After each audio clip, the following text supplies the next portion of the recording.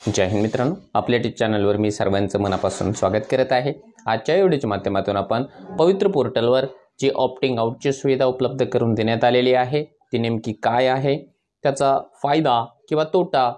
या संदर्भामध्ये जी काही डिटेल्स आहे ती आपण या व्हिडिओच्या माध्यमातून बघणार आहोत। विथ इंटरव्ह्यूच्या संदर्भामध्ये राउंडची आपल्याला जी प्रतीक्षा आहे ती कधीपर्यंत आणखी आपल्याला करावी लागणार आहे त्याविषयी माहिती बघणार आहोत आणि त्यातल्या त्यात उर्दू माध्यमाचा जो काही ओपन कन्वर्टेडचा राउंड आहे त्या संदर्भामध्ये काही महत्त्वाचे प्रश्न या व्हिडिओच्या माध्यमातून आपण डिस्कस करणार आहोत। परंतु तत्पूर्वी आपण जर चॅनलवर नवीन असाल तर आमचे चॅनल सबस्क्राइब करा, साईडचा जे बेल आयकॉन आहे त्याला देखील प्रेस करा, जेणेकरून शिक्षक भरतीच्या संदर्भामधल्या कोणत्याही माहितीची अपडेट आपल्याकडून मिस होणार नाही। मित्रांनो, आपल्याला जसं की ऑलरेडी कल्पना दिल्याप्रमाणे 12 जुलै रोजी सायंकाळी उशिरा जे आहे एक पवित्र पोर्टलवर न्यूज बुलेटिन आपल्याला पाहायला मिळालेला आहे आणि त्या न्यूज बुलेटिनच्या माध्यमातून आपल्याला दोन महत्त्वाच्या गोष्टी सांगण्यात आलेल्या आहेत। पहिली महत्त्वाची गोष्ट ही आहे की जे उमेदवार पुढच्या राउंडची प्रतीक्षा करत आहेत, म्हणजे विथ इंटरव्ह्यूची प्रतीक्षा करत आहेत,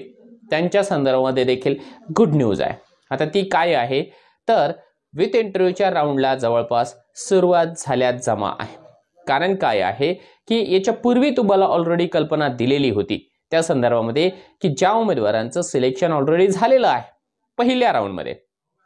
ते उमेदवार पुन्हा एकदा जे आहे विथ इंटरव्ह्यूच्या राउंडसाठी पात्र आहे। मग असं जर का घडत असेल तर ज्या उमेदवारांचं सिलेक्शन पहिल्या राउंडला झालेलं आहे तेच उमेदवार मॅक्झिमम विथ इंटरव्ह्यूला देखील येऊ शकतात, जर त्यांचा जवळचा जिल्हा किंवा स्वतःचा जिल्हा किंवा त्यांची जर एखादी फेवरेट संस्था असेल तर। मग अशा परिस्थितीमध्ये मेरिटवर फार जास्त परिणाम होणार नव्हता, म्हणजे मेरिट खाली येणारच नव्हतं। त्याच्यामुळे जे आहे आयुक्त महोदयांनी आपले अभियोग्यताधारकांसोबत व्यवस्थितपणाने डिस्कशन केल्यानंतर एक मधला मार्ग काढलेला आहे आणि तो मधला मार्ग आहे ज्या उमेदवारांचं सिलेक्शन झालेलं आहे त्या उमेदवारांकरिता देण्यात आलेली ऑप्टिंग आउटची सुविधा। आता ही ऑप्टिंग आउट नेमकं काय आहे तर ज्या उमेदवारांचं सिलेक्शन पहिल्या राउंडमध्ये झालेलं आहे, मग ते जिल्हा परिषद असेल, नगरपालिका असेल, महानगरपालिका असेल किंवा कटक मंडळ असेल, कोणत्याही ठिकाणी जर का सिलेक्शन झालेलं आहे आणि त्या उमेदवाराला आता त्या ठिकाणी कम्फर्टेबल फील होत असेल, त्यांना विथ इंटरव्ह्यूला जायची इच्छा नाही, परंतु पहिल्या राउंडला सुरुवात होण्यापूर्वी म्हणजे ज्यावेळेस पहिल्यांदा प्रिफरन्सेस आले होते त्यावेळेस त्यांना कल्पना नव्हती की आपलं सिलेक्शन होईल किंवा नाही होणार आहे। त्याच्यामुळे त्या उमेदवाराने विथ इंटरव्ह्यू आणि विदाऊट इंटरव्ह्यू दोन्हीला प्रिफरन्सेस ऑलरेडी देऊन टाकलेले आहे। मग आता त्यांच्याकरिता एक संधी म्हणून त्यांना विथ इंटरव्ह्यूच्या राउंडमध्ये पार्टिसिपेट करायचं आहे किंवा नाही ही गोष्ट त्यांना विचारली जात आहे। म्हणजे काय आहे, साध्या सोप्या शब्दांमध्ये ज्या उमेदवारांना त्यांच्या आवडीच्या जागा मिळून गेलेल्या आहे त्यांनी जे आहे इंटरव्ह्यू मधून वॉकआउट करायचं आहे, त्याकरिता त्यांच्या पर्सनल लॉग इन वरती विचारणा केली जात आहे। म्हणजे काय करायचं आहे तर ज्या उमेदवारांना आता ऑप्टिंग आउट सुविधेचा लाभ घ्यायचा असेल त्याने आपलं लॉग इन करायचं आहे। लॉग इन केल्याच्या नंतर डायरेक्टली एक पॉपअप विंडो येणार आहे आणि पॉपअप विंडोमध्ये या ठिकाणी सांगितलं जातं, विचारलं जातं आहे की तुम्हाला विथ इंटरव्ह्यूच्या राउंड करिता पार्टिसिपेट करायचं आहे किंवा नाही, तर त्या ठिकाणी सरळ सरळ नाही असं क्लिक करा आणि कॅरी ऑन करा। आणि काही उमेदवार असेच आहेत की ज्यांचा सिलेक्शन फारच दूर कुठेतरी झालेलं आहे आणि ज्यांना इच्छा आहे की मला माझ्या स्वतःच्या जिल्ह्यामधल्या खाजगी संस्थेमध्ये जायचंच आहे, तर ते उमेदवार यामध्ये जे आहे येस करू शकतात। परंतु माझं जे आहे पर्सनल बऱ्याच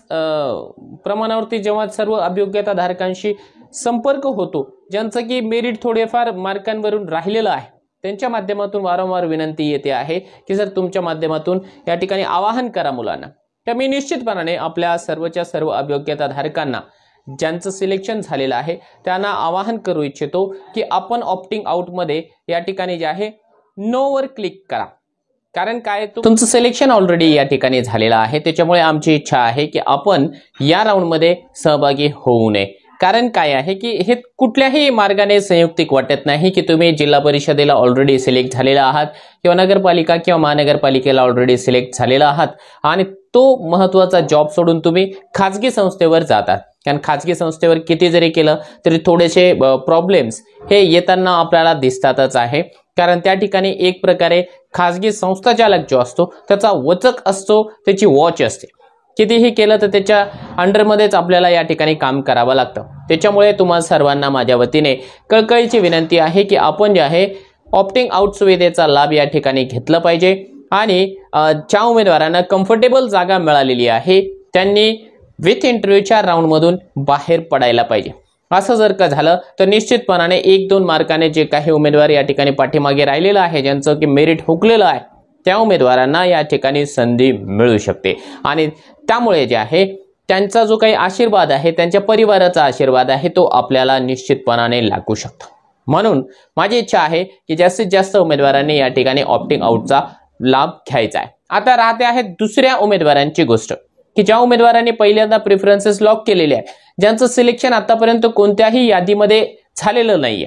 ना, जनरल राऊंड मध्ये लागलेला आहे ना, हॉरिझॉन्टल कन्व्हर्टेड मध्ये लागलेला आहे ना, आत्ताची जी काही यादी आहे रयत शिक्षण संस्थेची त्यामध्येही नाहीये। मग त्या उमेदवारांनी एक्झॅक्टली काय करायचं आहे, तर त्या उमेदवारांनी काहीही करायचं नाहीये, शांतपणाने या ठिकाणी पुढच्या निवड यादीची प्रतीक्षा करायची आहे। लॉग इन करून देखील पाहण्याची आवश्यकता नाही, कारण ज्यांचे प्रेफरन्सेस ऑलरेडी लॉक आहे त्यांच्याकरिता पवित्र पोर्टलवर कोणत्याही प्रकारची सुविधा उपलब्ध नाहीये। त्यांनी काहीच करायचं नाही, कारण नव्याने प्रेफरन्सेस आपल्याला द्यायचे नाही, फक्त ऑप्टिंग आउट ते पण ज्यांचं सिलेक्शन झालेलं आहे त्यांनाच या ठिकाणी विचारलं जात आहे, सर्वांना विचारल्याही जात नाहीये। आणि दुसरी महत्त्वाची गोष्ट, काही अफवा देखील सोशल मीडियावरती काही विचित्र प्रकारचे लोक पसरवताना आपल्याला दिसत आहे की ऑप्टिंग आउटचा फायदा जर का तुम्ही घेतला, म्हणजे ऑप्टिंग आउट मध्ये जर का तुम्ही नो केलं की आम्हाला विथ इंटरव्ह्यूच्या राऊंडला सहभागी व्हायचं नाही तर आम्ही पुढच्या सगळ्या राऊंड मधून बाद होणार, तर असं नाहीये। तुम्ही जर का मुलाखतीच्या राऊंड करिता सहभागी होण्याची इच्छा नाही असं जेव्हा म्हणता, फक्त मुलाखतीमध्ये तुमचा विचार होणार नाही, याच्यानंतर फेज 2 असेल, TIT 3 असेल, 4 असेल, 5 असेल, जे काही असेल त्या प्रत्येक राऊंड करिता तुम्ही पात्र असणार आहात। त्यामुळे जे आहे चुकीचा जो काही संभ्रम पसरवला जातो आहे त्यापासून सावध राहा, व्हेरिफिकेशन करा। फक्त तुमच्याकरिता विचारलं जात आहे की इंटरव्ह्यू मध्ये तुम्ही सहभागी होऊ इच्छिता किंवा नाही, तर तुम्ही नाहीवर क्लिक केलं तर काहीच परिणाम होणार नाही, फक्त विथ इंटरव्ह्यू मध्ये तुमचा विचार होणार नाही, परंतु इतर जे राऊंड आहे फेज 2 असेल किंवा जे काही पुढचे राऊंड्स असतील त्यामध्ये तुमचा विचार केला जाणार आहे। त्यामुळे फार जास्त घाबरून जाण्यासारखं या ठिकाणी काहीच नाहीये। राहतो आहे दुसरा मुद्दा, दूसरी good news,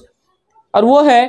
open converted round Urdu medium के ताल्लुक से। तो उर्दू मीडियम के ताल्लुक से जो ओपन कन्वर्टेड राउंड है वो भी 12 तारीख से शुरू हो गया है। तकरीबन काफी सारे अपने जो कैंडिडेट्स हैं उन्होंने प्रेफरेंसेस जनरेट करके असाइन करके लॉक पिक कर दिया है, और मेरी तमन्ना है कि आज तकरीबन जितने भी कैंडिडेट हैं वो सारे के सारे लॉक करने की कोशिश कर दो, क्योंकि हमको किसी भी हाल में ये जो डेट है प्रेफरेंसेस लॉक करने की 15 जुलाई 2024 इसको एक्सटेंड करा के नहीं लेना है, क्योंकि हम लोग जितने जल्दी जो है गवर्नमेंट को कोऑपरेट करेंगे, प्रेफरेंसेस असाइन करके लॉक करेंगे, उतने जल्दी हमको जो है मेरिट लिस्ट देखने को मिलेगी। और बहुत ज्यादा प्रेफरेंसेस नहीं है, बहुत ज्यादा सोचने वाली बात नहीं है, क्योंकि मैक्सिमम जो है 83 या 84 ही कुछ प्रेफरेंसेस आने वाले, अगर से 1st to 8 के लिए कोई एलिजिबल होता है तो इसके लिए प्रेफरेंसेस लॉक करना कोई बड़ी बात नहीं है। लेकिन एक बात मैं यहां पर आप तमाम लोगों से अदबन गुजारिश के तौर पे कहना चाह रहा हूं कि खास तौर पे जब भी प्रेफरेंसेस डाउनलोड कर ले तो अपने फैमिली मेंबर को बिठाकर उनके साथ डिस्कशन कर ले कि हम लोगों को ये जो प्रेफरेंसेस आए हैं 50, 60, 70, 80 जितने भी आए हैं, ये प्रेफरेंस में से कहां कहां हमको जो है टिक करना है। जब तक आपके फैमिली मेंबर, और खास तौर पे जो लड़कियां हैं, जो औरतें हैं, वो अपने हस्बैंड से या फिर अपनी जो ससुराल है, जो अपना मायका है, उन लोगों से डिस्कशन कर ले कि मेरा सिलेक्शन कौन से डिस्ट्रिक्ट में होने के बाद आप लोग हमको वहां पर जाने के लिए अलाउ करोगे। अगर से आपके फैमिली मेंबर अलाउ नहीं कर रहे कि यार वो वाला जिला हमको नहीं देना है, आप उसको मत टिक करो, क्योंकि अगर आप टिक करोगे आपका सिलेक्शन होगा और आप नहीं जाओगे तो वो एक गलत बात हो जाएगी, क्योंकि एक वहां पर जो है हकदार उम्मीदवार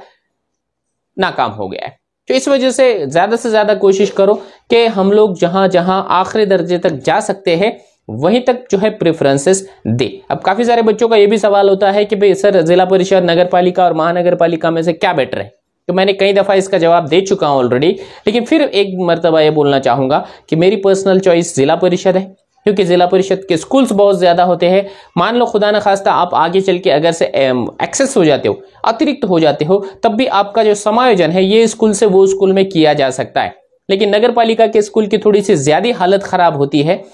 एज कंपेयर टू जिला परिषद या महानगर पालिका। तो 1 नंबर पे जिला परिषद रखेंगे, 2 नंबर पे महानगर पालिका रखेंगे और 3 नंबर पे नगर पालिका रखेंगे। अब इसमें जो है कई सारे लोग और भी इस तरीके से कंफ्यूज हो जाते हैं कि मान लो मैं औरंगाबाद में हूं,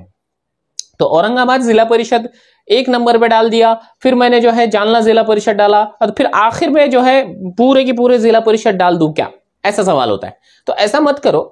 जरूरी नहीं है कि पूरे के पूरे जिला परिषद ही एक साथ डाल दो। मान लो मैं अगर से औरंगाबाद का बाशिंदा हो तो मैं सबसे पहले जिला परिषद डाल दूंगा औरंगाबाद की, फिर 2 नंबर पे औरंगाबाद महानगर पालिका डालूंगा, क्योंकि मुझे वहीं पे काम करना है ना। अगर जिला परिषद नहीं तो फिर महानगर पालिका, और फिर अगर औरंगाबाद महानगर पालिका भी नहीं मिलती है तो फिर बाजू वाला जो जिला परिषद है वहां डालूंगा। या फिर उसके अलावा और एक सवाल ये आ जा रहा है कि सर हम 1st to 8 के लिए एलिजिबल है, तो हम प्रेफरेंसेस सबसे पहले कौन से डालें? तो कोशिश करो कि 6 to 8 के प्रेफरेंसेस पहले डालो, क्योंकि ऊपर वाली क्लास है, थोड़ा सा बेनिफिट्स उसका इंशाल्लाह आप लोगों को ज्यादा मिलेगा। लेकिन उसमें भी सेम वही चीज आ जाती है कि मान लो औरंगाबाद जिला है या हमारा परभनी जिला है, परभनी जिले में 6 to 8 की भी जगह है 10 और 1st to 5 की एक जगह है। मान लो अगर मैं उसके लिए एलिजिबल होता तो मैं पहला प्रेफरेंस 6 to 8 परभनी डालता, फिर 1st to 5 2 नंबर पे डालता और फिर उसके बाद दूसरा जिला जाता। समझ रहे हो ना आप मेरी बात, कि आपको चाहिए कि मेरे लिए सबसे कंफर्टेबल कौन सा है या मेरे से जो है सबसे करीब जिला कौन सा है, उस हिसाब में जो है उतरती तरतीब के हिसाब से आप प्रेफरेंसेस दे सकते हो। तो ज्यादातर यही कोशिश करो, और जहां आपको जाना ही नहीं है वहां पे बराए मेहरबानी आप प्रेफरेंसेस देने से बचो, ऐसा कर लो। और दुआएं करो कि जल्दी से जल्दी जो है ये जो मेरिट लिस्ट है लग जाए। अब इसके लिए जितने कैंडिडेट्स एलिजिबल है वो कैंडिडेट्स वही एलिजिबल हो सकते हैं जो ओपन का क्राइटेरिया फिलअप करते हो। आपकी एज हो गई, आपका क्वालिफिकेशन हो गया, 12th का 45% हो गया, या फिर आप अगर 6 to 8 के लिए एलिजिबल हो रहे हो तो ग्रेजुएशन का परसेंटेज आपका कंसिडर होगा। और अगर से 1st to 8 के लिए जो वैकेंसी होती है, टीईटी पेपर 1 हो, टीईटी पेपर 2,